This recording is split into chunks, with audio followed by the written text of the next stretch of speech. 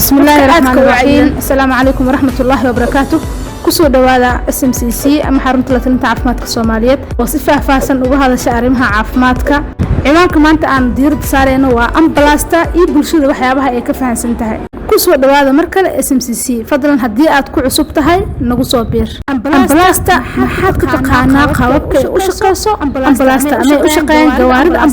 ambalaasta waa gaari loo isticmaalo in bukaanada lagu geeyo goobo caafimaad si loogu daryeelo ambalaasta waxa ay sheegaysaa in ay jirto xaalad degdeg ah bukaanada lagu soo qaadan waa kuwa u baahan gargaar degdeg ah in la siiyo waxaana lagu gartaa ambalaasta dhawaqa iyo iftiinka nalal kala duwan ay bixinayso kuwaas oo muujinaya in ay jirto xaalad degdeg ah taariikhda ambalaasta waxa ay soo bilaabatay xilligii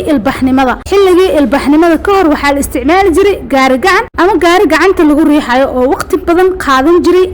in la gaaro meeshii la rabay ama qofkii aanan dhaqso ku geyn karin isbitaalka xilligii ugu horeysay ee la isticmaalo ambalaasta waa 1487 طبعا حلي دو ما أهن دلكي ugu horeeyay laga isticmaalana waxa uu ahaa Spain dalka Spain ayuu ahaa waxa la hormariyay oo la casriyay ambalaasta qarnigii 19aad iyo qarnigii 20aad noocyada ay u shaqeyso ambalaasta waxa la isku raacsiiyaa kooxo ama sida ay isku leeyihiin iyada oo loo fiirinayo bukaanka shaqada ay u qaban karo iyo gargaarka gudaheeda laga helayo waxa ugu weyn ujeedka ugu weyn waa gargaarka gudaheeda qofka uu ka heli karo ambalaasta degdega emergency ambulance ayaa loo yaqaanaa ambalaas degdeg ah ayaa jirto emergency ambulance waa nooca ugu caansan ee la isticmaalo bukaanaduna gudaheeda waxa ay ka helaan gargaar degdeg ah sida oxygen in lagu xiri karo bukaanka xanuun baabi'iyaal in laga siin karo iyo waxa ugu horeeya ee qofka xanuunsan u baahan yahay waxyaas dhig joojin hadii ay tahay kale in faleemba la suro qofka waxyaas dhan ayaa laga xiraa nooca waxa ay noqon kartaa helicopter diyaarad ayaa noqon kartaa gaari way noqon kartaa bas ah ama markab waa nooc kasto mid loo sameyn karo kaliya waxa muhiim ah in qalabka uu dhameystiran ambalaasta nooca labaad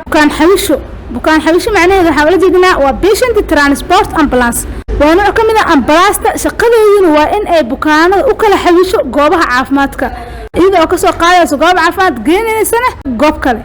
sida hadii bukaanka uu u baahdo in la dhaqo kaliyaha waxaa qasab ah in la geeyo isbitaal lagu dhaqo kaliyaha oo qalabkaas laga helo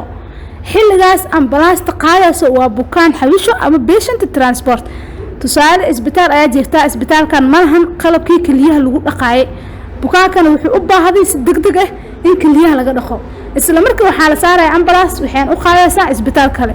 taas waxaa loo yaqaanaa patient transport ama bukaan xawisho